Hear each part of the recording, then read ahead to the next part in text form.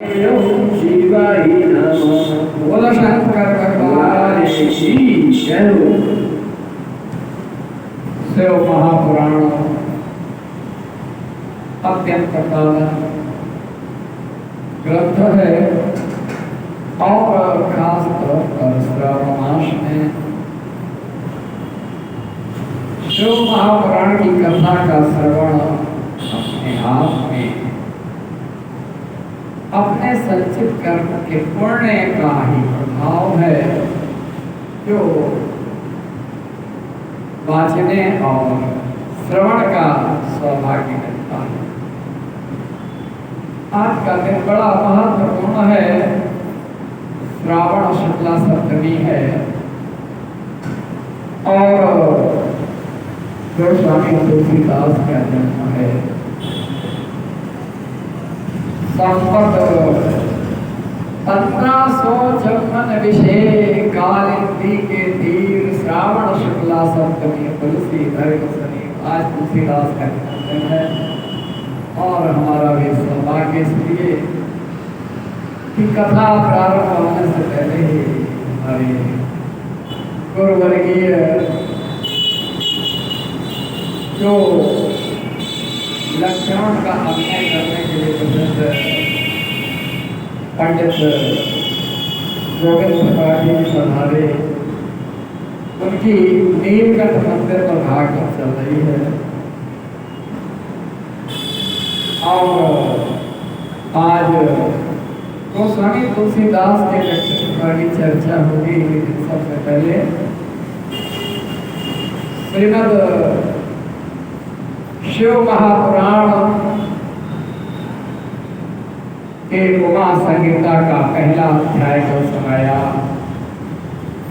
जब भगवान श्री कृष्ण द्वारिकाधीश कैलाश पर भगवान की और वह भी सनत कुमार के उपदेश पर उन्होंने जो बताया विधान, भगवान भोलेनाथ ने सनत कुमार से बात हुई। फिर उपमन्यु ने आकर के उन्हें धर्म उपदेश दिया और उपमन्यु के धर्मोपदेश के बाद भोलेनाथ ने भगवान शिव की आराधना की और शिव और पार्वती दोनों एक साथ वहां प्रकट हुए और उन्होंने भगवान श्री कृष्ण को पुत्र के रूप में, सांब के रूप में स्वयं अवतरित होने का संकेत भी दिया और कृष्ण कुमार शाम साक्षात श्री कृष्ण की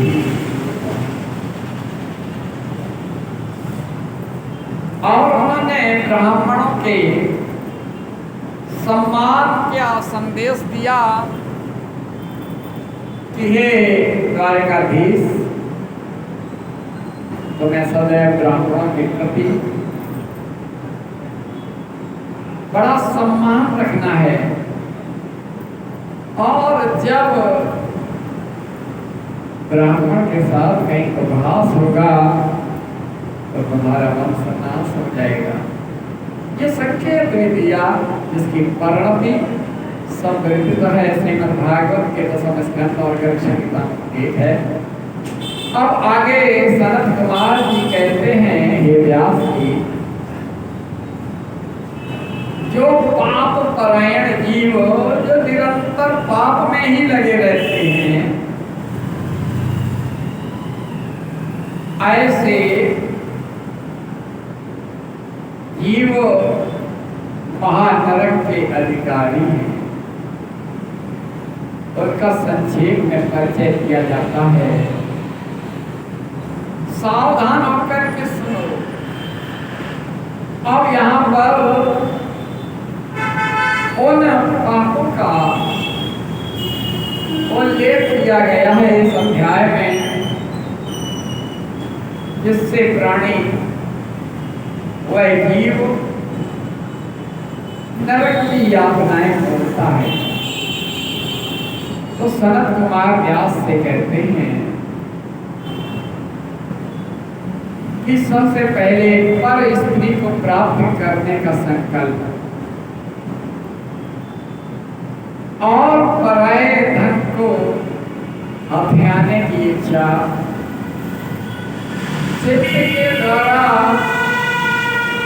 अनिष्ट का चिंतन और न करने योग्य करने में कर्म में प्रवृत्त होने का दुराग्रह। ये 4 प्रकार के मानसिक पाप हैं।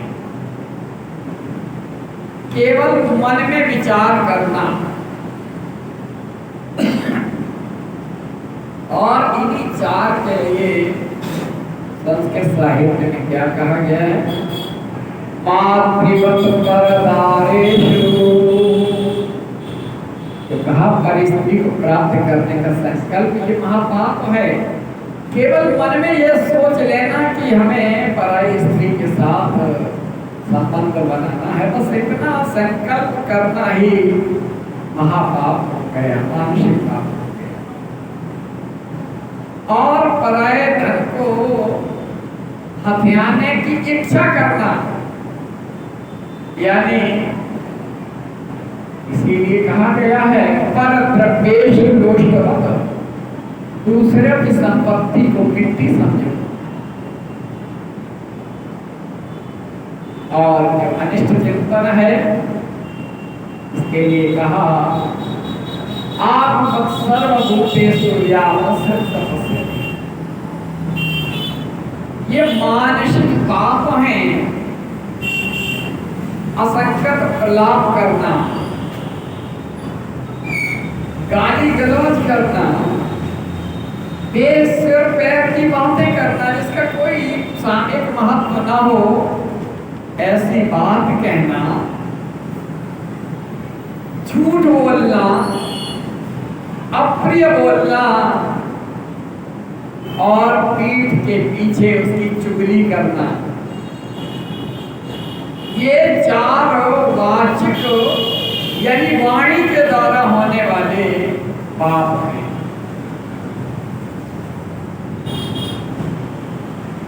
सनत कुमार ने व्यास को 4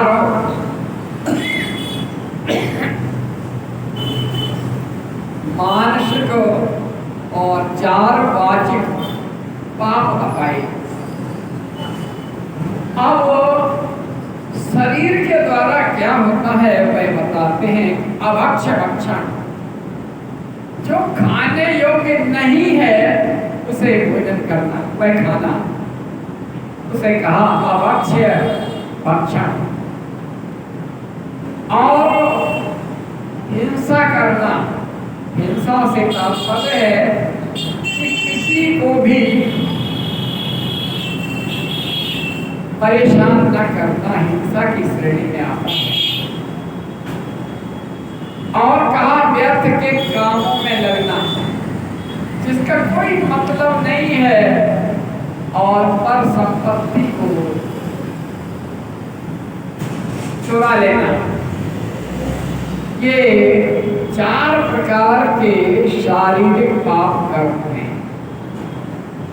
स्पष्ट कर दिया सनत कुमार ने कि मानसिक 4 बताए, 4 वाचिक बताए वाणी के द्वारा और 4 शारीरिक पाप कर्म बताए। और इस तरह से मन, वाणी और कर्म के द्वारा 12 कर्म हो गए, मन, वाणी और शरीर से। ये 3 साधन हैं पाप और पुण्य की। मन में विचार करना ये मानसिक है, और किसी को अपशब्द कह देना ये वाचिक है, और स्वयं कर देना ये शारीरिक है। और इन 3 साधनों से संपन्न होते हैं पाप और पुण्य। जो संसार सागर से पार उतारने वाले महादेव जी से द्वेष करता है, भले विष्णु भक्त हो या शिव भक्त भगवान विष्णु से द्वेष करता हो, और ये यानी किसी भी रूप में हम किसी के भी आराध्य की निंदा न करें, उससे द्वेष न करें। किसी का कोई भी इष्ट हो सकता है और उस इष्ट को सर्वोत्कृष्ट मानते हुए अपने इष्ट की साधना करें। वही बात जो बार बार कई उपाख्यानों में कही गई कि शंकर प्रिय मम द्रोही शिव द्रोही मम दास, ए नरक नहीं कलम घोर नरक महावास। तो वही बात कही कि वे जीवात्मा नरक के समुद्र में गिरने वाले हैं। ये मानसिक वाचिक और शारीरिक और इसके अलावा किसी के भी इष्ट, किसी की भी साधना, किसी भी तरह से धार्मिक मर्यादाओं का उल्लंघन बहुत बड़ा पाप है। और कहा शिव ज्ञान का उपदेश देने वाले तपस्वी की और अपने गुरुजनों की, माता पिता आदि अपने से वे श्रेष्ठ जनों की निंदा करना और उन्मत्त मनुष्य नरक में जाते हैं, नरक सागर में पड़ते हैं। ब्रह्म हत्यारा, शराब पीने वाला, सोने का हरण करने वाला, सोना यानी संपत्ति चुराने वाला, और कह दिया कुरपत्नी गानी, इन चारों से जो भी संपर्क रखता है, ब्रह्म हत्यारा, मदिरा पान करने वाला, सोने को चुराने वाला यानी चोर, और कुरपत्नी गानी, इन 4 से जो भी संपर्क रखता है वह 5वीं श्रेणी का पापी। ये सब महापाप ही कहे गए। ये पाप करना तो पाप है ही, उनके संपर्क में रहना ये भी 5वां पातक है, 5वीं श्रेणी का पातक है। इन 4 के संपर्क में जो रहेगा वह 5वां पातक। क्रोध से, लोभ से और भय से, और चौथा कहा द्वेष से। एक तो डर की वजह से और दूसरा द्वेष होने के कारण। ये इतना संपन्न कैसे हो गया? ये द्वेष भावना है। तो 4 प्रकार से फिर कहे क्रोध, लोभ, भय और द्वेष। इनके कारण जो ब्राह्मण के पद के लिए महान मर्म वेदी दोष का वर्णन करता है, आलोचना करता है।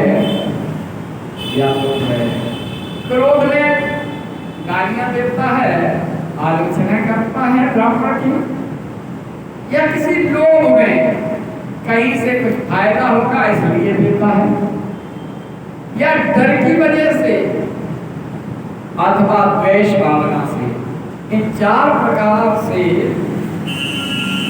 जो दोष लगाता है वो मारता भले ना हो, हत्या ना करे, लेकिन वह ब्रह्म हत्यारा कहा जाता है। केवल आलोचना करना, इन 4 कारणों से आलोचना करना, क्रोध, लोभ, भय और द्वेष से आलोचना करना ही ब्रह्म हत्यारा होता है, आलोचना करने वाला। और जो व्यक्ति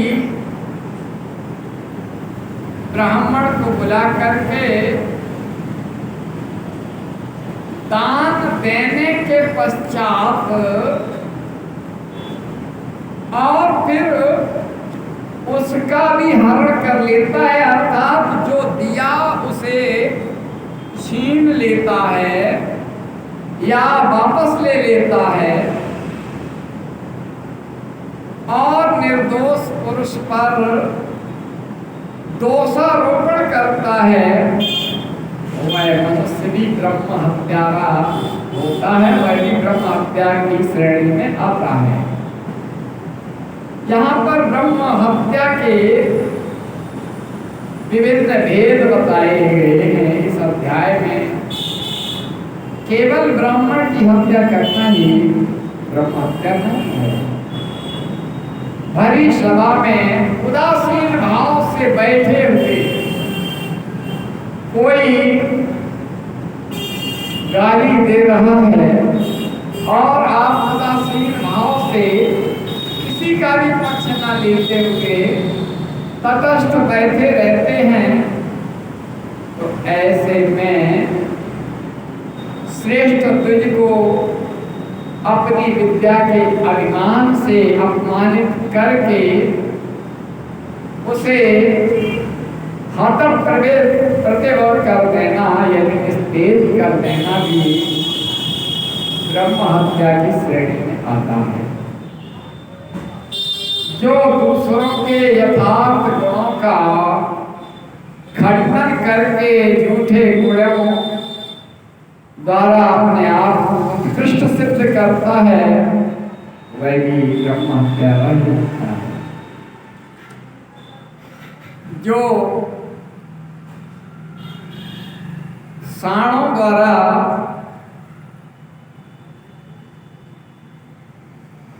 पाई जाती है, वही गायों को, यानी जो प्रसव काल से पहले गर्भाधान की स्थिति में होती है गाय, ऐसे गौओं के और गुर के उपदेश ग्रहण करके द्विजों के कार्य में विघ्न डालता है, वह भी ब्रह्म हत्यारा कहा जाता है। जो देवताओं, ब्राह्मणों और गायों के उपभोग के लिए दी हुई भूमि का हरण कर लेता है, देवता के लिए, किसी मंदिर के लिए किसी भूमि का दान किया गया, जमीन का, ब्राह्मण के लिए जमीन भूमि दान की गई, और ऐसे स्थिति में उस धन, उस भूमि का हरण कर लेने वाला बेईमानी से, तो वो देवता और ब्राह्मणों के अन्याय से धन कमाने वाला ब्रह्म हत्या के ही समान पातक जानना चाहिए।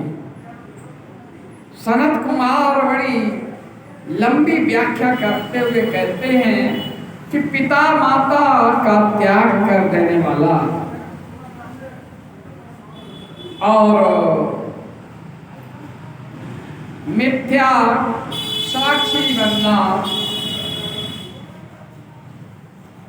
ब्राह्मण से झूठा वादा करके कि हम ऐसा दान करेंगे, ऐसा करेंगे, या शिव भक्तों को मांस खिलाना, अवक्ष वस्तु का भक्षण करना और ब्राह्मण को कराना भी ब्रह्म हत्या के तुल्य कहा गया है।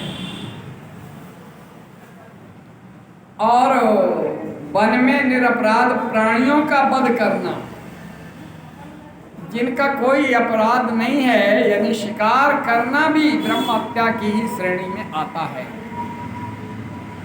और कहा साधु पुरुष को चाहिए कि वह ब्राह्मण के धन को त्याग दे, उसे धर्म के कार्य में न लगाए। यानी किसी ब्राह्मण को वंचित करके उसका धन हड़प करके और धर्म कार्य में किसी मंदिर में ये लगा देते हैं तो वह भी पाप की श्रेणी में आता है। इस तरह से पाप की और खास तौर पे ब्रह्म हत्या की श्रेणियों का वर्णन बड़े अच्छे ढंग से सनत कुमार ने किया। और सनत कुमार जी कहते हैं कि किसी भी कार्य को, किए हुए उपकार को भूल जाना, क्रोध करना, अनावश्यक क्रोध करना, और जब उपकार को भूल जाना, जिसने तुम्हारे साथ भलाई की और उसके साथ बुराई करने वाला, वह अपकारी कृतज्ञता करने वाला है और विषयों के अतिरिक्त विषयों में आसक्त रहता है, धर्म करने में कंजूसी करता है, सत्पुरुषों से द्वेष रखता है, पर स्त्रीगामी है, श्रेष्ठ कुल की कन्याओं को कलंकित करता है, यज्ञ बाग बगीचे सरोवर स्त्री पुरुषों का विक्रय करता है, तीर्थ यात्रा उपवास व्रत और उपनयन आदि का भी सौदा करता है, स्त्री के धन से जीविका चलाता है, स्त्रियों के अत्यंत वशीभूत होता रहता है और ब्रह्मचर्य आदि व्रतों का त्याग कर देने वाला, दूसरों के आचरण का सेवन करने वाला, असत शास्त्रों का अध्ययन करने वाला, यही जो पाखंड है शास्त्रों का अध्ययन करने वाला, झूठे तर्क का सहारा लेने वाला, देवता अग्नि गुरु साधु और ब्राह्मण की निंदा करने वाला, पितृ यज्ञ और देव यज्ञ को त्याग देने वाला, ऐसा स्वभाव भी पाप की ही श्रेणी में आता है। और यहाँ पापिष्ट मनुष्य नरक के अधिकारी होते हैं। अब सनत कुमार जी कहते हैं कि व्यास जी, मनुष्य 4 प्रकार के पापों में यमलोक में जाते हैं। ये 4 की संख्या बताइए, मानसिक, वाचिक और शारीरिक। और इसी चारों को विवेचना करते हुए खास तौर पर हत्या की श्रेणियों का निर्धारण करते हुए बताते हैं कि वे जब उनकी जीवात्मा जाती है तो वह जीवात्मा यमलोक में जाती है और वहां पर कर्म का लेखा, ये तो लेखा जोखा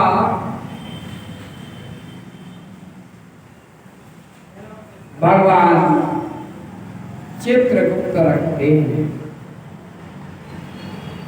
और सनत कुमार कहते हैं कि यमपुरी के मार्ग में भीषण यातना और कष्टों का वर्णन कीजिए हे सनत कुमार जी। तो सनत कुमार कहते हैं कि व्यास जी, अलग अलग श्रेणी के पाप का अलग अलग भोग है। जिन्होंने कभी दान नहीं किया, ये लोग ही बड़ी विकट स्थिति में कष्ट भोगते हैं यदि उनकी जीवात्मा नरक में कष्ट भोगती है। और जिन्होंने पहले से ही दान रूपी पाथेय ले रखा है, वे सुखपूर्वक ये यात्रा करते हैं। एक तो पूर्ण यात्रा होती है और एक सुखपूर्ण यात्रा होती है। और जीव जब प्रेत लोक में पहुंच जाते हैं और उनके विषय में यमराज को सूचित सूचना दी जाती है कि ये आए हैं, इन्हें हम लेकर के आए हैं।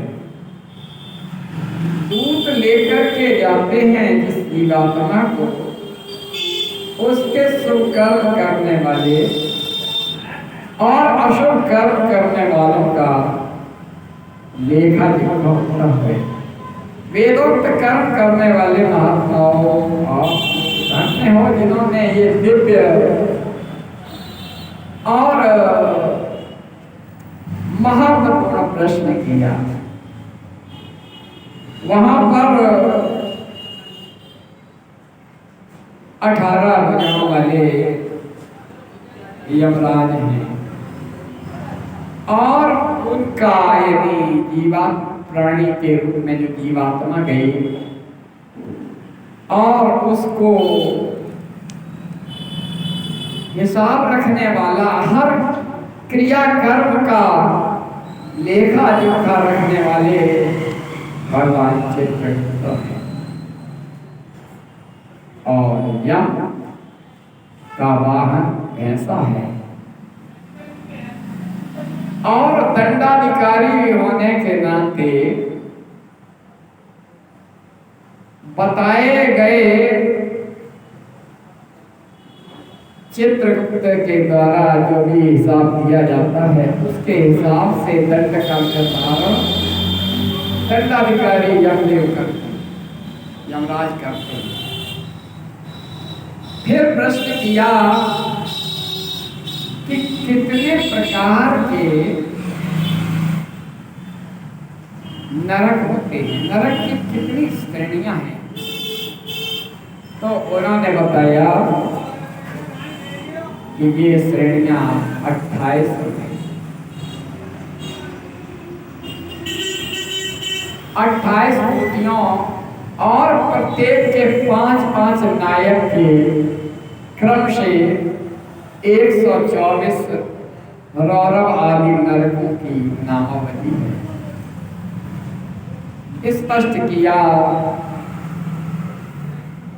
कि प्रथम रौरव नरक है, जहाँ पहुंचकर जीव बड़ा दुखी होता है। फिर महारौरव की पीड़ा से महान पुरुष का कर्म करता, यानी यहाँ पुरुष शब्द जो है वह जीवात्मा से है। इसके बाद सुमहातीक्ष्ण संजीवन महातप विलोप कंटक तीव्र वेग कराल विकराल प्रकंपन महावक्र काल काल सूत्र प्रगर्जन शुचि मुख सुनेति खादर प्रमित कुंभीपाक सुपाक कृकच अतिदारुण अवतार राशि भवन मेरु असित प्रहित तीक्ष्ण तुंड शकुनी महासंपर्तक क्रतु तप्त जंतु पंख लेप प्रतिमांस प्रभुभव उच्छ्वास स्वनिश्वास सुदीर्घ कूटशाल्मली दुरिष्ट सुमहाभाव प्रभाव सुतापक सुप्रतापक मेघ दृश्यशाल शीघ्रमुख व्याघ्रमुख गजमुख कुक्कुरमुख शुक्रमुख आदिमुख महेशमुख धूकमुख कोकमुख वृकमुख ग्राह कुंभीगण नक्र सर्प कूर्म काक गृध उलूक हलोक साधुल कथ कर्कट पर मंडूक भूतमुख रक्ताक्ष भूतमस्तक धूमा आयुमंत्र कृमि, यानी इतने प्रकार के और भी नाम हैं। ये नरक की श्रेणियां हैं।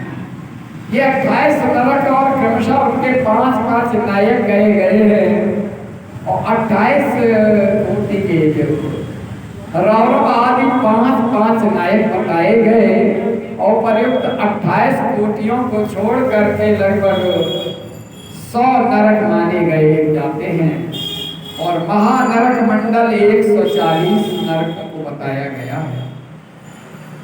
ये बड़ा ही विलक्षण बताया गया और अलग अलग श्रेणियां बताई गई। व्यास जी ने पूछा, प्रभु पापी मनुष्य बड़े दुख से यमलोक के मार्ग से जाते हैं और आप मुझे उन धर्मों का परिचय दीजिए जिसमें जीव सुखपूर्वक यम मार्ग की यात्रा करते हैं। तो वहां पर सबसे पहले दान की बात कही गई है। कर्म में, सत्कर्म में दान हमें सदगति देता है, क्योंकि धन के जो 3 गति बताई गई है उसमें सबसे पहले शब्द आता है दान। दान, भोग और नाश 3 गति हैं। तो धन की, संपत्ति की श्रेष्ठ गति है दान। तो सनत कुमार कहते हैं कि स्वास्थ्य कर्म का विचार करने पर एकमात्र दान प्रमुख उपाय है और वह दान का भी विधान है और वह दान का विधान, फिर दान की श्रेणी और दान एक दूसरे से श्रेष्ठ होता चला जाता है और फिर ज्ञान का दान, विद्या दान ये सर्वश्रेष्ठ बताया गया। इस श्रेणी में दीपदान भी, यानी दीपदान से लेकर के विद्यादान तक की बात कही गई है। क्या कहते हैं? सर्वेषामेव दानम्, सर्वेषामेव दानानाम्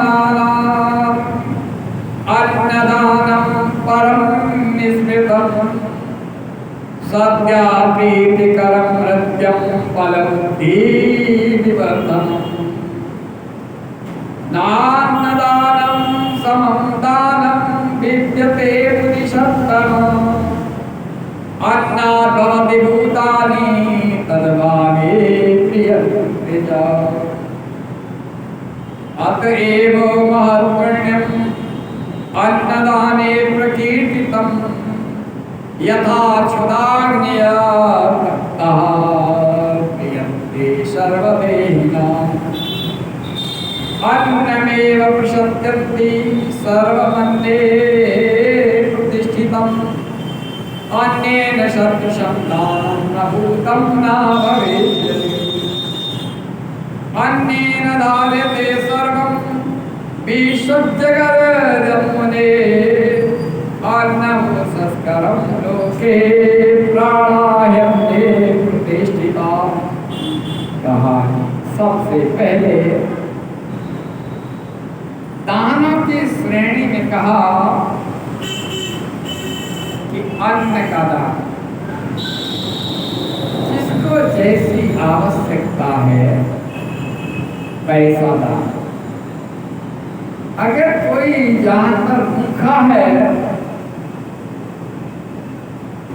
तो उसे हम अन्नदान यानी रोटी देते हैं, अनाज का दान है। पका अनाज है या अपका है, अर्ध पका है, जैसे आटे की गोली पानी में डालते हैं तो वो जलचर के लिए है, मछलियों के लिए। और उसी अन्न से आटे को चींटियों को हम खिलाते हैं, यानी अन्न से ही तृप्ति होती है, क्षुधा की भूख की हर प्राणी। क्या कहा मलुकदास का प्रकरण अगर देखें, अजगर करे न जागरी, पक्षी करे न काम, दास मलुक कहते गए सबके दाता राम। भगवान सबके दाता हैं। अन्न की पूर्ति किसी न किसी के माध्यम से हो जाती है, यही अन्नदान है। यहाँ ये मत समझें कि हम कर रहे हैं दान, बल्कि दान का बड़ा महत्व है। हमने जब रसमलथी से बात करते ना, तो कर्म क्या है? बहुत बड़ा दानी है, दाता है। और जिस समय में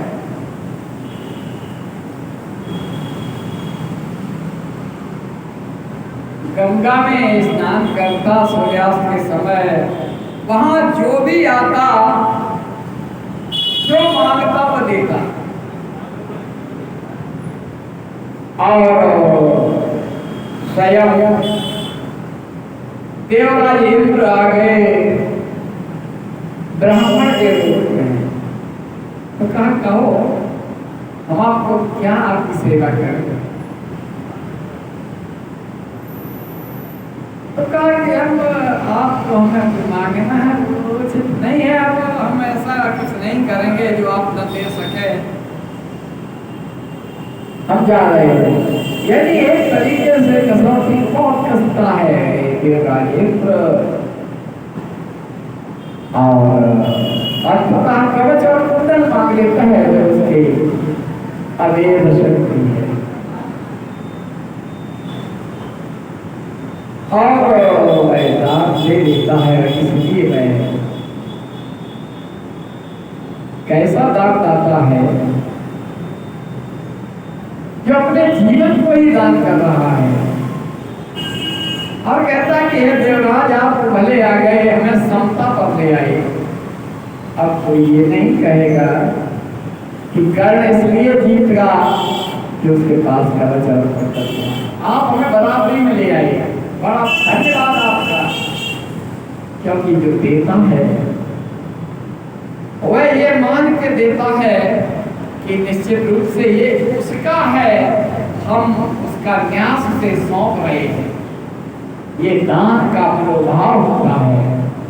ये नहीं है कि हमने उसे ये दिया, बल्कि जो अधिकारी था उसने, भगवान ने उसके लिए हमसे दिलवाया।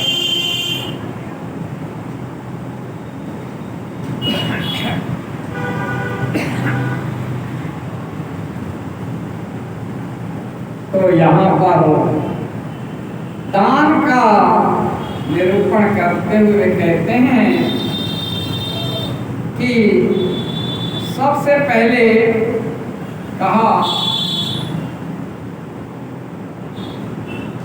देव मंदिर बनाने वाले और फिर देव मंदिर पर जाने वाले मार्ग पर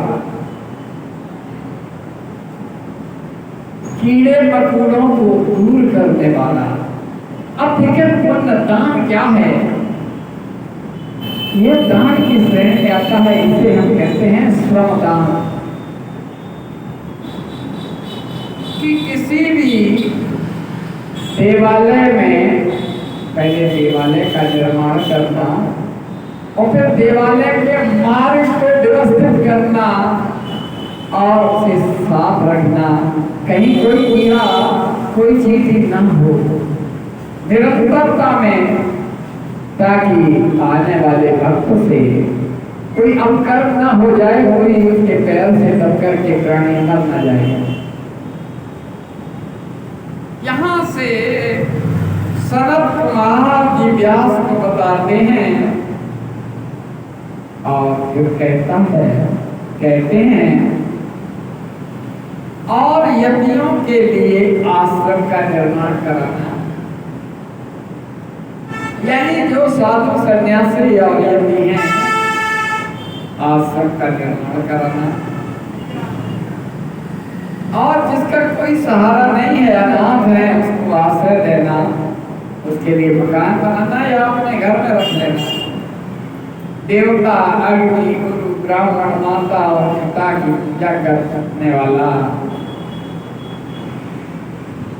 और महत्वपूर्ण आ जाता है दीपदान। दीप क्या है कि अंधकार को मिटा करके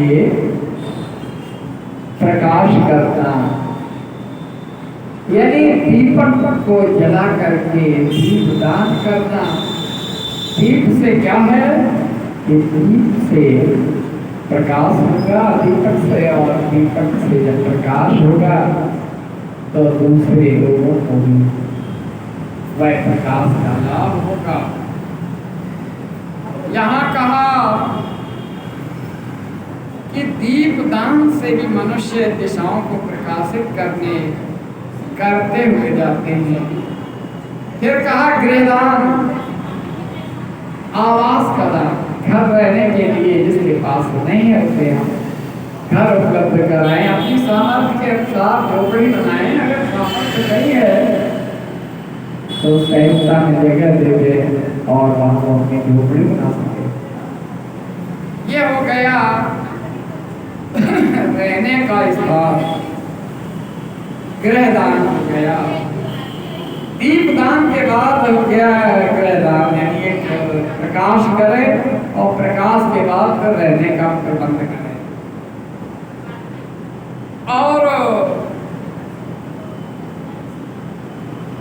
जलदान बड़ा महत्वपूर्ण दान है। दीपदान के बाद अगर कोई श्रेष्ठ दान है तो वह है जलदान,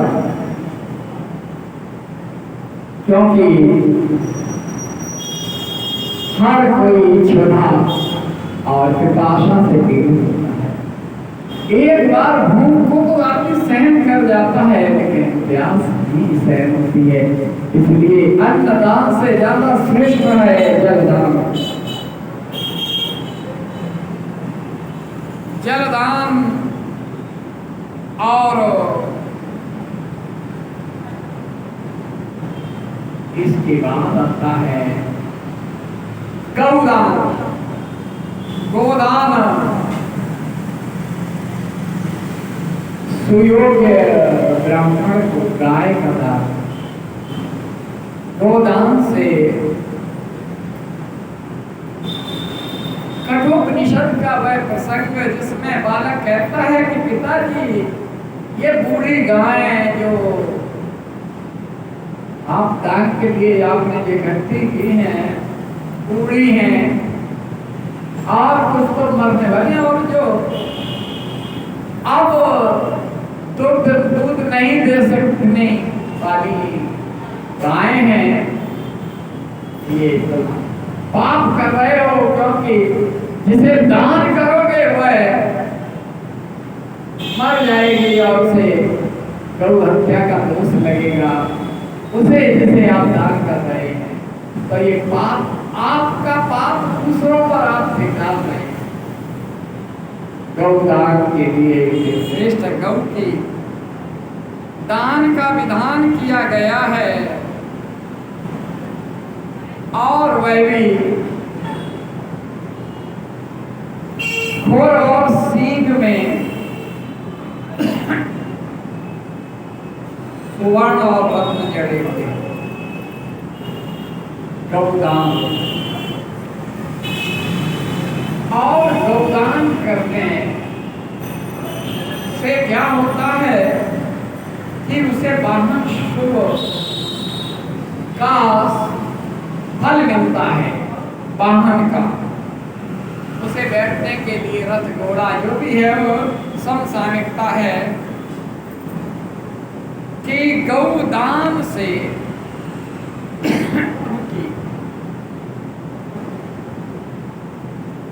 वाहन का लाभ मिलता है। और कहा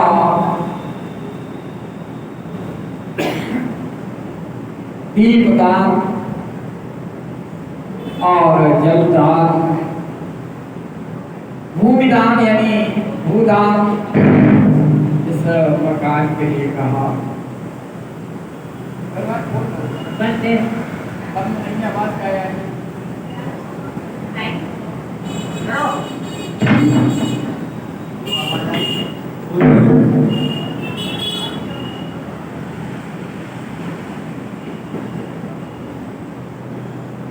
तो कहा।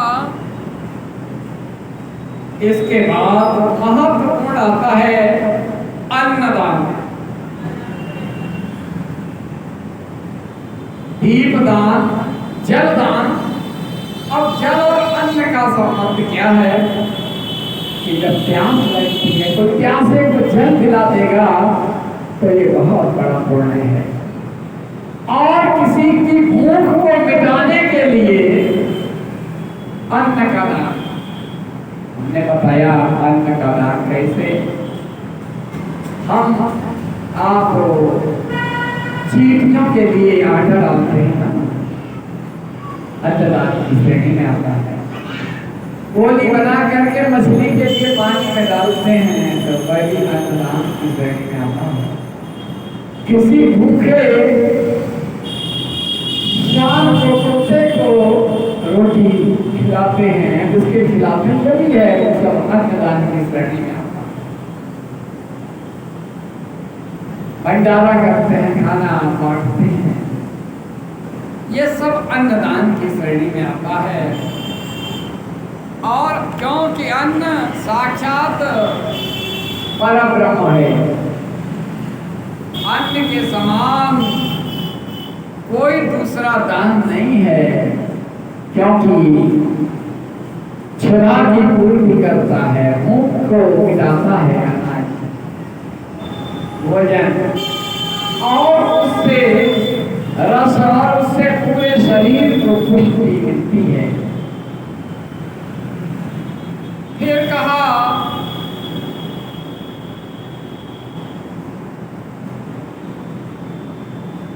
आठ प्रकार की वस्तुओं के दान की बात, जलदान, अन्नदान, गौदान और वस्त्रदान भी। वस्त्र, कोई भूख से तड़प रहा है, उसे आपने भोजन दे दिया। और सर्दी में कोई अगर तड़प रहा है, कपकपा रहा है, अग्रे वदने पृष्ठे भागं चिबुक समर्पित जान, ऐसे व्यक्ति को वस्त्र दिए जा सकते हैं। जिसके पास कपड़े नहीं है, उसे कपड़े दे तो ये वस्त्र दान हो गया। और कहा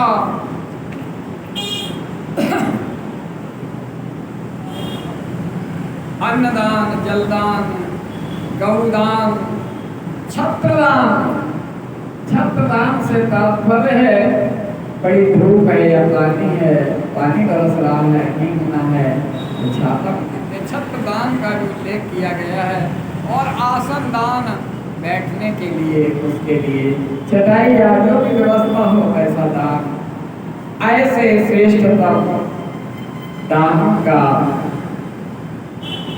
उल्लेख किया है जो पाप को, किए हुए पाप को दान कुछ कम कर देता है।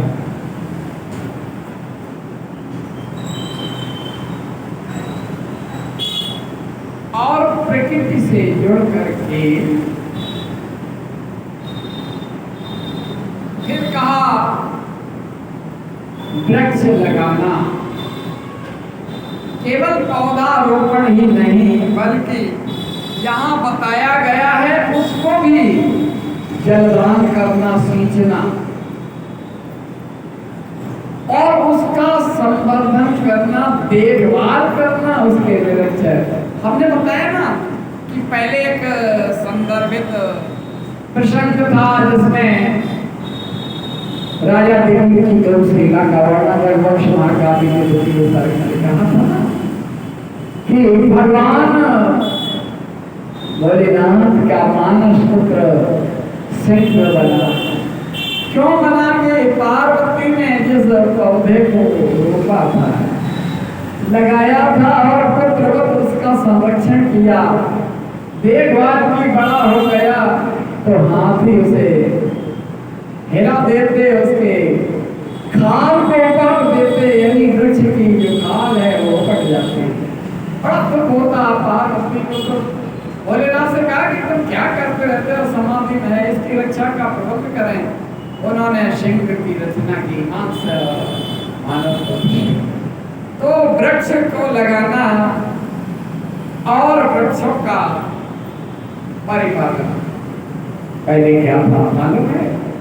पहले पैदल यात्रा जब करते थे ना तो छाया में थोड़ी देर बैठना होता था, और जब पेड़ नहीं है तो फिर बैठे कहाँ? ये कोई साधन नहीं थे। और एक चीज बता दें कि इस हाईवे की बात अगर हम करें, नेशनल हाईवे की, प्रत्येक मील, एक मील पर एक सराय होती थी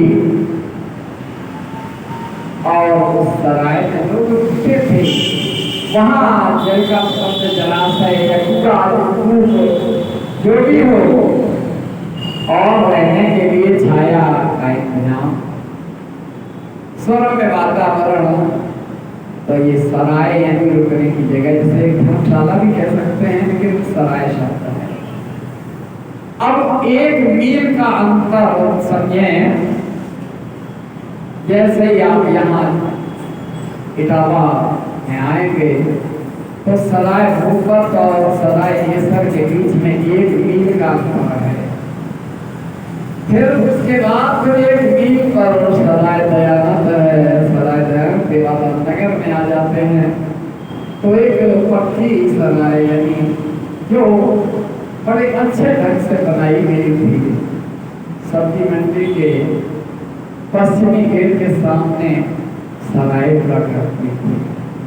और दूसरे धर्म के लोग ये थे वो उधर रोड पर जो है सराय शेख कहा गया, यहाँ से आगे बढ़ते हैं, सराय अर्जुन है 1 मील की दूरी पर, सराय मोहन है, सराय एक दिन है, सराय यानी 1 मील पर सराय पकड़ती थी। इन सब के निर्माण के लिए भूमि जो बताई ना, भूमिदान, और भूमिदान के साथ साथ उनका निर्माण, मार्ग में वृक्षों का रोपण, संरक्षण और उसकी पूरी देखभाल करना, जब तक वह छायादार वृक्ष न तैयार। ये सब कुछ दान की श्रेणी में आते हैं। और जब दान की बात आई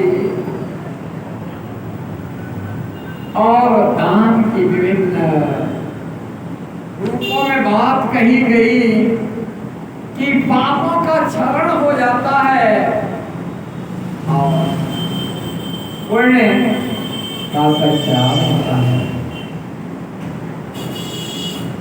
लेकिन उनमें सबसे श्रेष्ठ विवाह के रूप में सुयोग्य वर को कन्या का दान करना।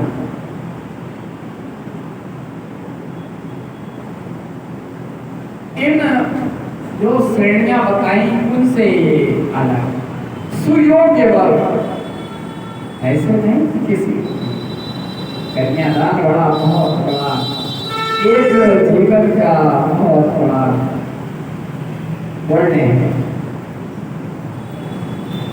और उससे भी ज्यादा श्रेष्ठ है अपने पास जो है। अगर किसी के पास शक्ति 3 प्रकार की होती है, ताकत 3 प्रकार की है। एक होती है संपत्ति है, तो वह अपने आप में ताकतवर है, पैसा खर्च करता है, सब कुछ कर देता है। दूसरा है शारीरिक ताकत, हम बलदान भी करें, यानी अपनी ताकत का दान करें, अपनी शक्ति का दान करें, यानी जो सामर्थ्य हम में है वह हम सामर्थ्य दूसरों के अंदर पैदा करें। जैसे अखाड़ा कहते हैं ना कि वहां पहलवान ही बनाता है। और तीसरा होता है, ये सारे दान जो बताए ये संपत्ति के जो संपन्न हैं, जो भूमि दान कर सकते हैं, जो निर्माण करा सकते हैं, वो सब कुछ हैं। और जो भौतिक रूप से संपन्न हैं वे ज्ञान का दान करें, विद्या दान करें, और विद्या दान सबसे बड़ा दान है। संपत्ति का दान और ताकत के दान से भी श्रेष्ठ दान है विद्या दान। स्पष्ट किया गया है कि स्वाध्याय करके जो ज्ञान अर्जित किया है वह दूसरों को दान करें। और ये प्रवचन व्याख्यान, ये शास्त्रों का वाचन क्या है? ये दान ही है, ये ज्ञान का दान है जो स्वयं अर्जित किया जाता है, वह दूसरों को दिया जाता है उसकी पात्रता के अनुसार। और इस तरह से दान की श्रेणी को बताते हुए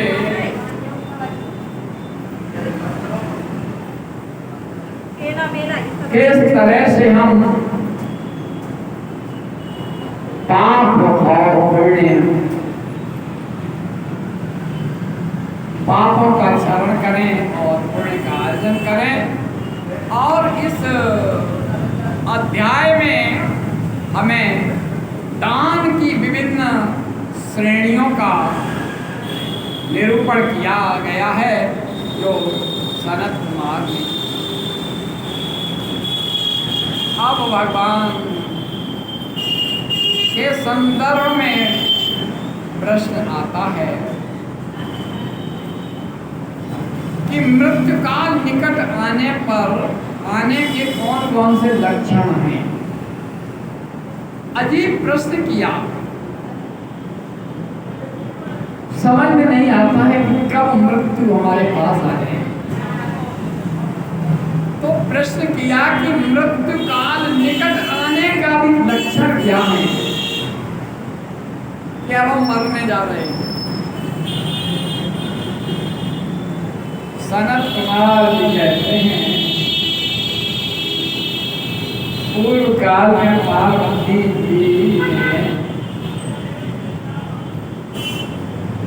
तमाम तरह की कथाएं भगवान परमेश्वर शिव से सुनी, क्योंकि हमारे भागवत सहित तमाम ऐसे ग्रंथ हैं और खास तौर करने का आज तुलसी जयंती है।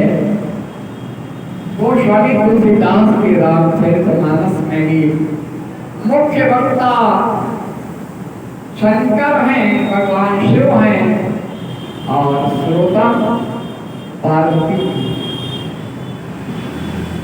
बार बार संबोधन होता है भवानी उमा, ये संबोधन करते हुए भगवान भोलेनाथ है।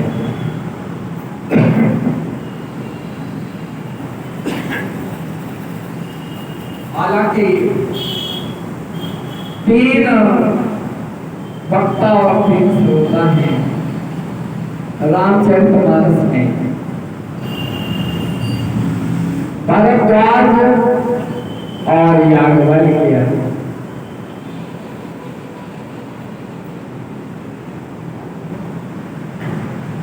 याज्ञवल्क्य हैं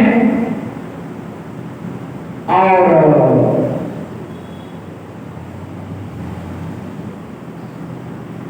भरद्वाज श्रोता है, याज्ञवल्क्य वक्ता है। काकभूषणी श्रोता तो वक्ता है और गरुड़ श्रोता है। तीन तीन है, लेकिन ज्यादातर व्याख्यानों में पद्म पुराण में सर्वाधिक वक्ता भगवान शंकर हैं और पार्वती श्रोता है। तो कहा कि पार्वती जी को विभिन्न दिव्य कथाएं सुनाते रहे भोलेनाथ। पार्वती जी बोली, भगवान आपकी कृपा से संपूर्ण मत जान लिया है, लेकिन हे देव, जिन मंत्रों द्वारा जिस विधि से जिस प्रकार आपकी पूजा होती है और वह भी मुझे ज्ञात रहे और मुझे वह भी ज्ञात हो गया, पूर्व प्रसंगों में विधान भी बताया, पार्थिव लिंग के भी रूप में, स्वयंभू लिंग के रूप में भी हर तरह से बताया। अब वो प्रश्न कर रहे हैं वे, अब एक संशय रह गया है, सिर्फ एक संशय। पार्वती जी प्रश्न करती है कि वह संशय कि काल चक्र के संबंध में, काल चक्र समय का घूमना, तेनमपि रजनी सायं प्रातः शिशिर वसन्तौ पुनरायातः कालः क्रीडति, समय खेल रहा है, यही समय चक्र है।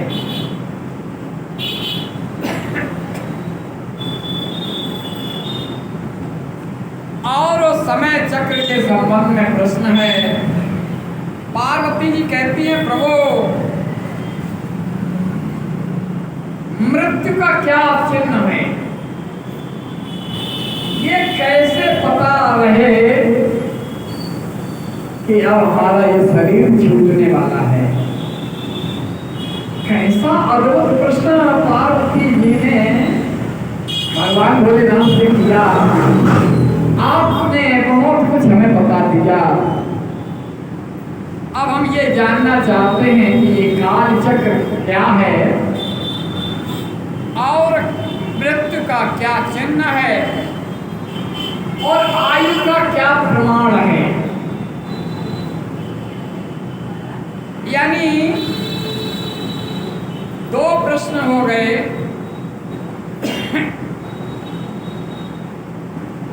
काल चक्र के संदर्भ में कि मृत्यु काल का क्या चिन्ह है, ऐसे कौन से लक्षण हैं जिससे पता रहे कि अब प्राणी का अंत समय आ गया है। जैसे बीमारी होती ना तो डॉक्टर कहता है कि क्या खाया था, क्या था, ऐसे जो है। तो इसी तरह से बड़ा महत्वपूर्ण ये उमा संहिता का महत्वपूर्ण अध्याय है। हे नाथ,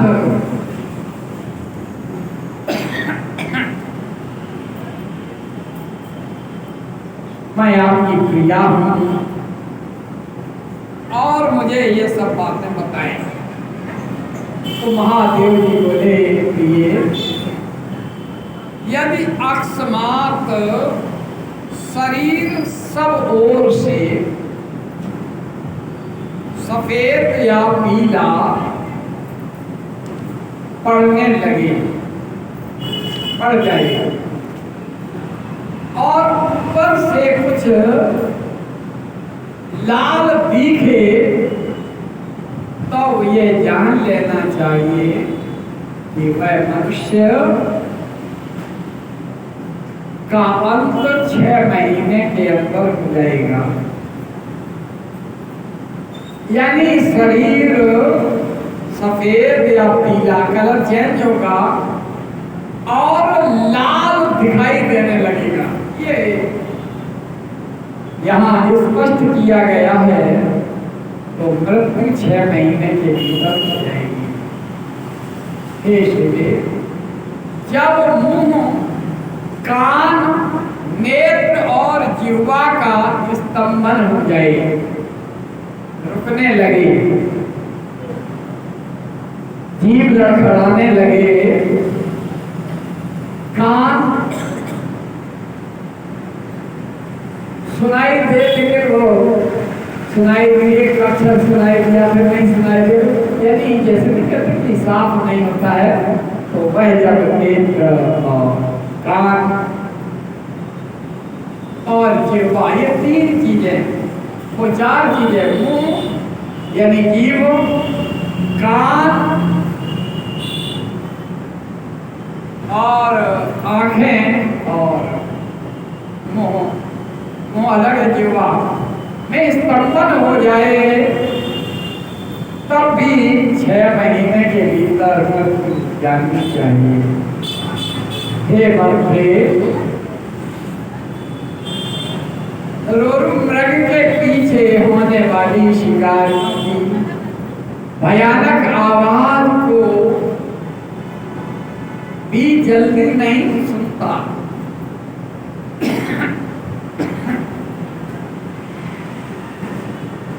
जब वह शिकारी की आवाज को जल्दी नहीं सुनता, यानी उसमें कर्ण दोष आ जाता है हिरण में भी, तो समझ लें कि वो बिना शिकार के ही 6 महीने में मर जाएगा। जब सूर्य, चंद्रमा और अग्नि के सानिध्य में प्रकट होने वाले प्रकाश को भी, यानी रोशनी भी न दिखाई दे, और जब प्रकाश मनुष्य को नहीं दिखता, उसे सब कुछ काला काला अंधकाराच्छन्न दिखाई देता है, तब उसका जीवन 6 मास के भीतर खत्म हो जाता है। हे देवी, जब मनुष्य का बायां हाथ 1 सप्ताह तक फड़कता नहीं रहे, तब उसका जीवन 1 महीने का शेष रह जाता है, इसमें संशय नहीं। जब सारे अंगों में अंगड़ाई आने लगे और तालू सूख जाए, तलवे सूख जाए, और वह मनुष्य 1 महीने तक जीवित रहता है। कि दोष में जिसकी नाक बहने लगे, उसका जीवन 15 दिन के लिए नहीं से अधिक नहीं चलता। मुंह और कंठ सूखने लगे, तो ये जानना चाहिए कि 6 महीने बीतते बीतते उसकी आयु समाप्त हो जाएगी। हे भाविनी, जिसकी जीभ फूल जाए, जीभ फूल जाए और दांतों से मवाद निकलने लगे, उसकी भी 6 महीने के भीतर मृत्यु हो जाती है। इन चिन्हों से मृत्यु काल को समझना चाहिए। इन चिन्हों से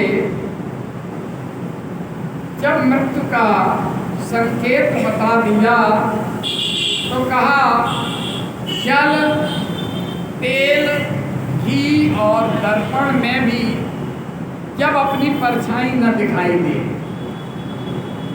न पानी में दिखाई दे, न तेल में दिखाई दे, न घी में दिखाई दे, और न शीशा दर्पण में दिखाई दे,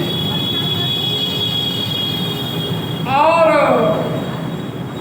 या विकृत टेढ़ी मेढ़ी दिखाई दे, तब काल चक्र के ज्ञाता पुरुष को यह जान लेना चाहिए कि उसकी आयु 6 महीने शेष हो। ये लक्षण भगवान ने पार्वती जी को बताए, और इस संदर्भ में योग और काल चक्र की कई बातें बताई। अब यहाँ पर ये उमा संगीता चल रही है।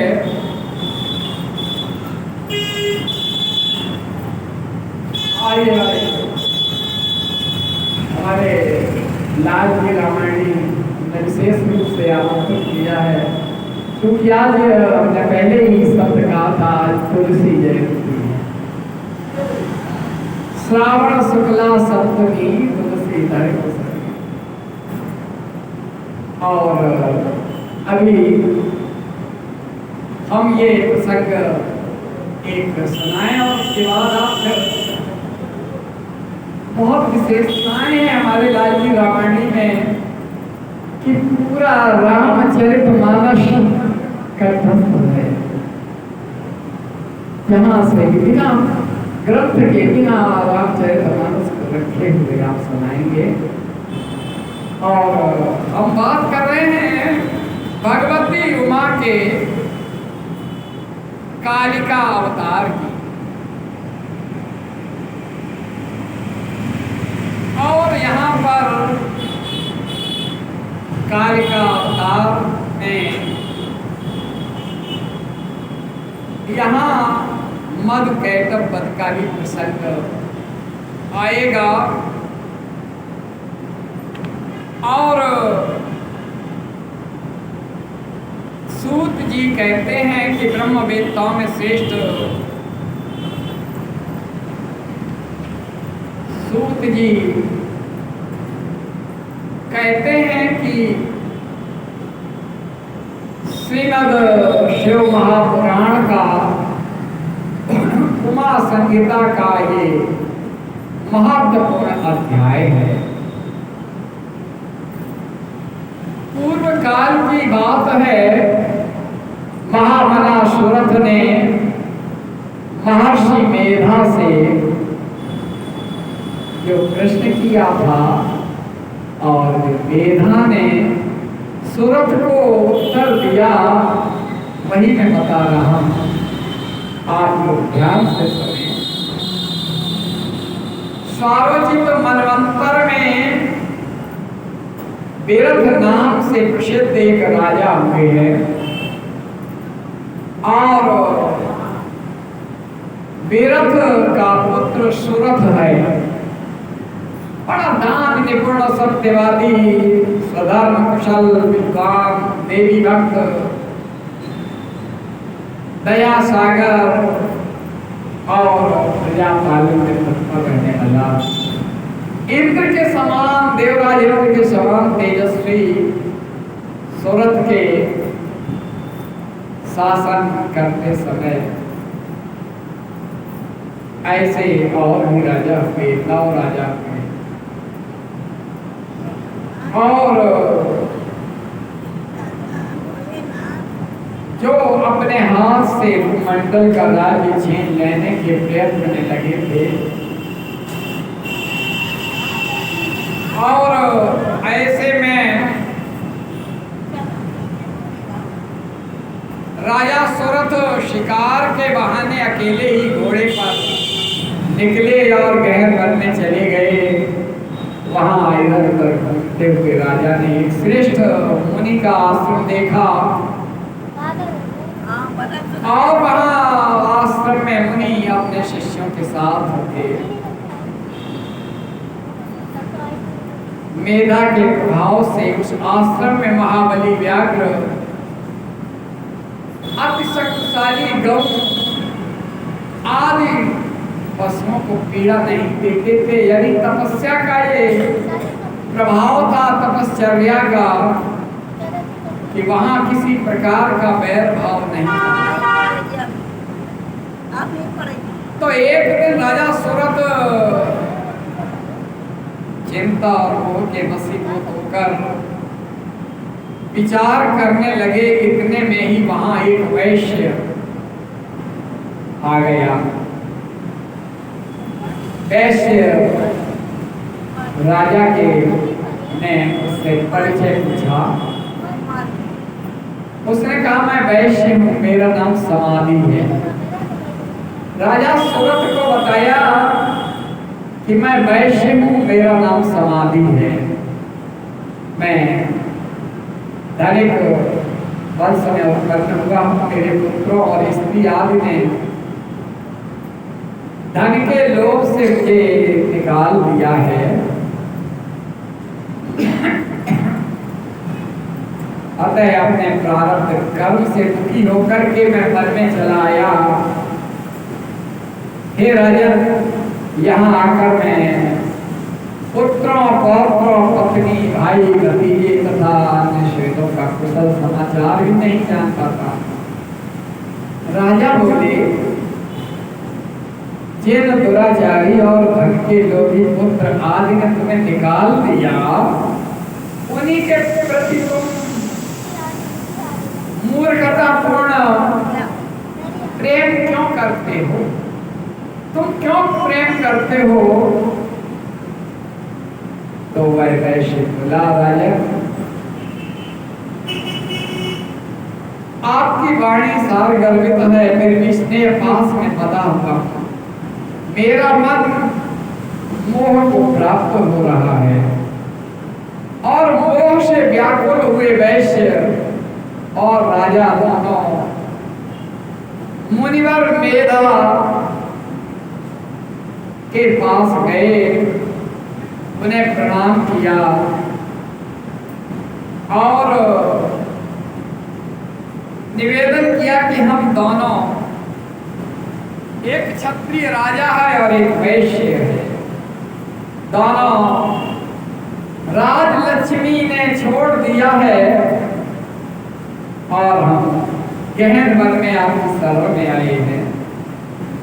ये वैश्य है जिसे स्त्री और स्वजनों ने धन लेकर के घर से निकाल दिया और उनकी ओर से इसकी ममता दूर नहीं हुई है। ये उनका हाल चाल।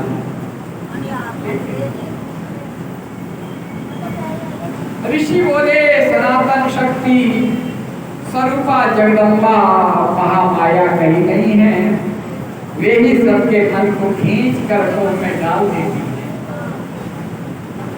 देवी भगवती माया रूप हैं और वे माया रूप सभी को माया में डाल देती हैं, मोह में डाल देती हैं। राजा ने पूछा, उन्होंने कहा हाँ। उन्हीं ने कहा, नरश्रेष्ठ, जिसके ऊपर भी इच्छानुसार धारण करने वाली भद्रायणी जगदम्बा प्रसन्न होती है, वही मोह के घेरे से मुक्त हो पाता है। राजा ने कहा, जो सबको मोहित करती हैं वे देवी महामाया कौन है और किस प्रकार उनका प्रादुर्भाव हुआ? तो ऋषि ने बताया कि जब सारा जगत एकाग्र के जल में निमग्न था और योगेश्वर भगवान केशव शेष सैया पर विहार कर रहे थे, योग निद्रा में का आश्रय लेकर के शयन कर रहे थे, उन्हीं दिनों भगवान विष्णु के कान के यानी कर्ण के मैल से दो असुर उत्पन्न हुए थे जो मधु और कैटव के नाम से विख्यात थे। यानी ऋषि बता रहे हैं राजा सूरत दोनों विशाल घोर असुर प्रलय काल के सूर्य की भांति तेजस्वी थे और उन्होंने भगवान विष्णु की नाभि कमल में बैठे ब्रह्मा जी को देख करके पूछा, तू कौन है? ऐसा कहते हुए वे उन्हें मार डालने के लिए उद्यत हुए। ब्रह्मा जी ने कहा, ये दोनों दैत्य क्योंकि भगवान विष्णु के कानों के महल से उत्पन्न हुए थे, तो सबसे पहले उन्हें कमल नाभ पर बैठे ब्रह्मा ही दिखाई दिए, तो उन्हें खाने के लिए तत्पर हो गए। वे दोनों दैत्य आक्रमण करना चाहते हैं और भगवान जनार्दन क्षीर सागर में सो रहे हैं। उन्होंने परमेश्वरी का स्मरण किया ब्रह्मा जी ने और उनसे प्रार्थना की, हे अंबिके, ये दोनों दुर्जय असुरों को मोहित करो और अजन्मा भगवान नारायण को जगाओ जो सोए हुए हैं। इस प्रकार मधु कैटव के नाश के लिए जब ब्रह्मा जी के ने प्रार्थना की तो संपूर्ण विद्याओं की अधिष्ठात्री जगत जननी महाविद्या फाल्गुन शुक्ल पक्ष द्वादशी को त्रैलोक्य मोहिनी शक्ति के रूप में प्रकट हो गई और महाकाली के नाम से विख्यात है। उसी समय आकाशवाणी हुई, ये कमलासन ब्रह्मा डरो मत, आज युद्ध में मधु कैटव को मार करके मैं तुम्हारे कंटक का नाश कर दूंगी। यों कहकर के महामाया श्री हरि के नेत्र और मुख आद से निकलकर अव्यक्त जन्मा ब्रह्मा की दृष्टिपथ में आकर खड़ी हो गई। फिर देवादिदेव ऋषिकेश जनार्दन जाग गए, जो शयन कर रहे थे जाग गए। उन्होंने अपने दोनों दैत्य मधु कैटव को देखा। उन दैत्यों के साथ अतुल तेजस्वी विष्णु का 5000 वर्षों तक भाव युक्त हुआ। विष्णु जिनके काम के मल से मैल से पैदा होने वाला और भगवान विष्णु को उसके साथ 5000 वर्षों तक का युद्ध करना पड़ा। तब लक्ष्मीपति नारायण ने कहा, तो हमसे निर्वाचित पर करेगा,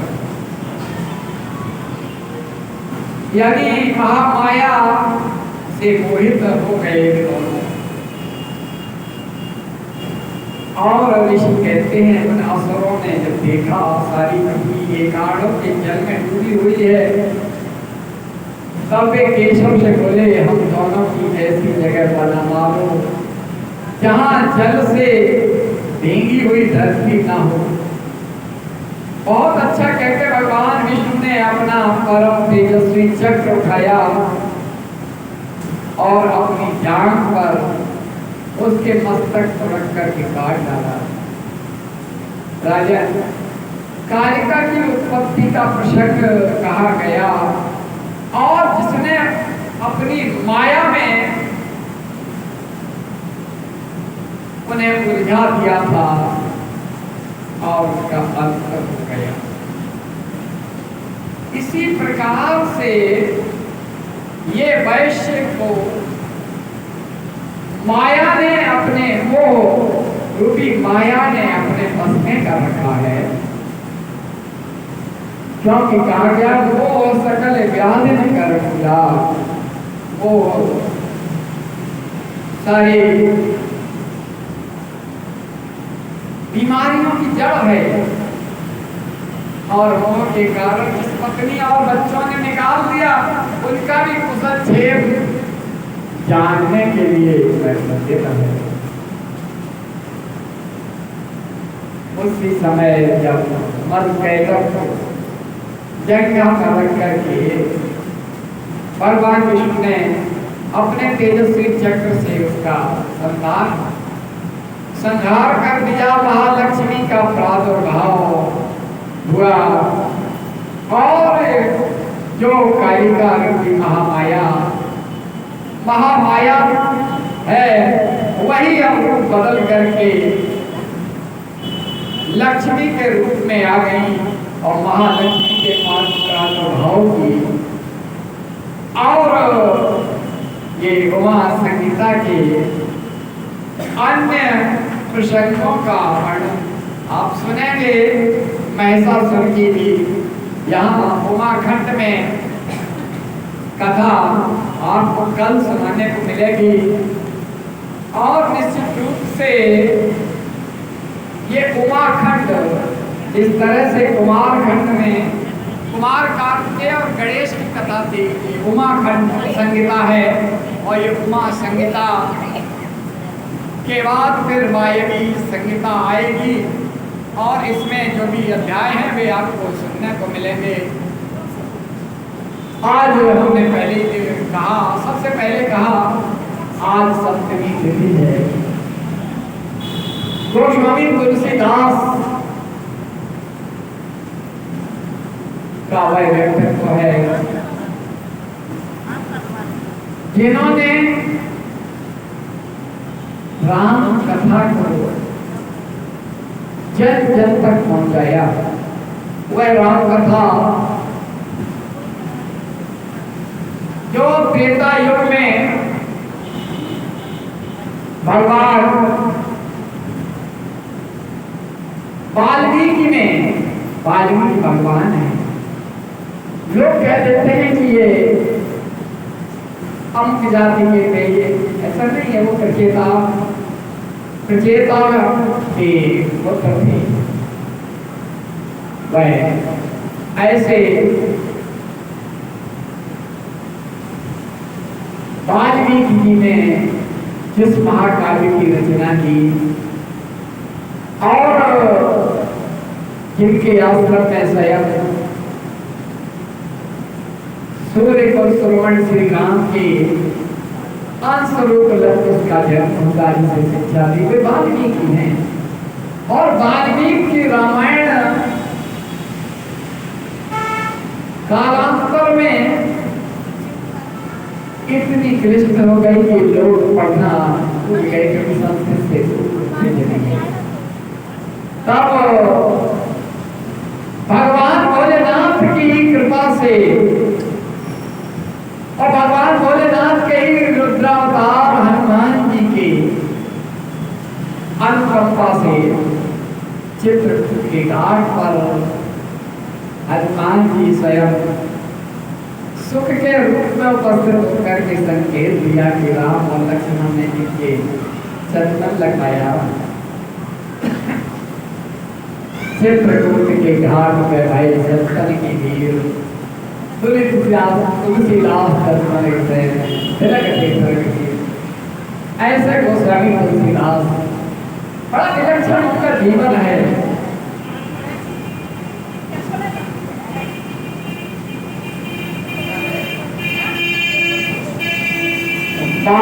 खाए वो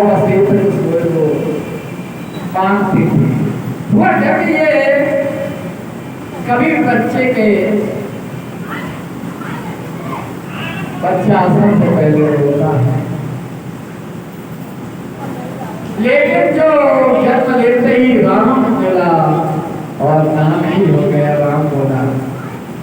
और ऐसा विलक्षण पैदा होते ही मां का निधन हो गया, पिता का निधन हो गया, जिसने पाला उसका भी निधन हो गया। और ऐसा अनाथ भीख मांग करके गुजर बसर करने वाला विवाह हो गया। और पत्नी ने ही उसे मंत्र दिया राम। शादी हो गई। भर भादों की रात दरिया में नदिया के तट पर एकदम मुझक आ गई पत्नी से मिलने के मायके है। इतने काम के पुजारी थे। रात में बिजली चमके तो रास्ता दिखाई दे जाए, उससे आगे चले जाए। देखा कि अब नदी पार कैसे करें, तो आशा का जलयान प्रवाहित जो ही आया हद में। वह जलयान क्या था? बहती हुई एक लाश थी जमुना में। वो जैसे ही अपनी हद में आई लाश, तो आशा का जलयान, ये आशा का जलयान था। उम्मीद थी कि ये पार लगा देगा, जो भी है। आशा का जलयान प्रवाहित क्यों ही आया हद में, और कूद पड़ा जय बोल प्रिया की वह खैराते नद में। उभरती हुई ये सावन के बाद भावों में कितनी अभी भी नदी यमुना खतरे के निशान से ऊपर बह रही है। चंबल कोटा बैराज से पानी छोड़ा जा रहा है, वही खतरे के निशान के नजदीक है। नदियां उफान पर वैसे जब गए तो जैसे जैसे पार लग गए और वहां जाकर के अब ऊपर चढ़े कैसे, तो स्वयं शेष ने सीढ़ी बनकर मार्ग प्रशस्त किया था, उसी को पकड़ करके चढ़ गए। सांप लटका हुआ था, चढ़ करके ऊपर गए। रत्नावली ने देखा कि प्रभु इस समय आप आए, घर वाले जानेंगे क्या होगा। बड़ी विषम स्थिति। बड़े प्रेम से पहले दौड़ालिकन किया और उसके बाद कह दिया अस्थि चल रहे थे हड्डी और मांस के शरीर में तुम्हें इतना मोह है, और ये मोह अगर राम में होता तो कल्याण हो जाता। यानी जो काम का पुजारी था वो राम का पुजारी हो गया। केवल पत्नी ने मंत्र दिया राम का, और फिर चले गए और राम भक्त हो गए। हमने पहले ही बताया था कि ये चातुर्मास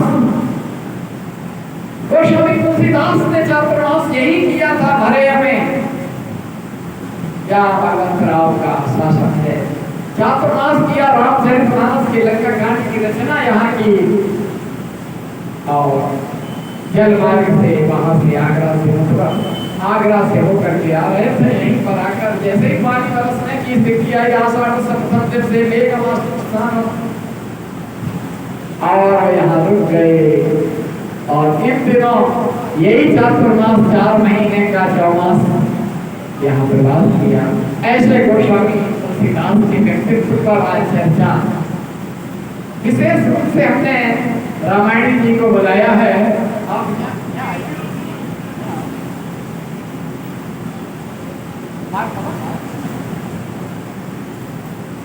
यहाँ विराजो, भोलेनाथ की तरफ दृष्टि करो। वो माइक के ना जाने में माइक दो। हमारे बाप थे विद्वान लालजी रामायणी हैं, और आज कहा कि कहाँ तुलसी जयंती कहीं मने करने तो हमारे यहाँ जाना जहाँ व्याख्यान हो रहा है शिव पुराण, और शिव पुराण में हनुमान जी स्वयं अवतार हैं, जो भगवान जो तुलसीदास को गुरु के रूप में हमेशा मार्गदर्शन करते रहे। ऐसे तुलसीदास का आपको तुलसी जयंती पर आपको लगभग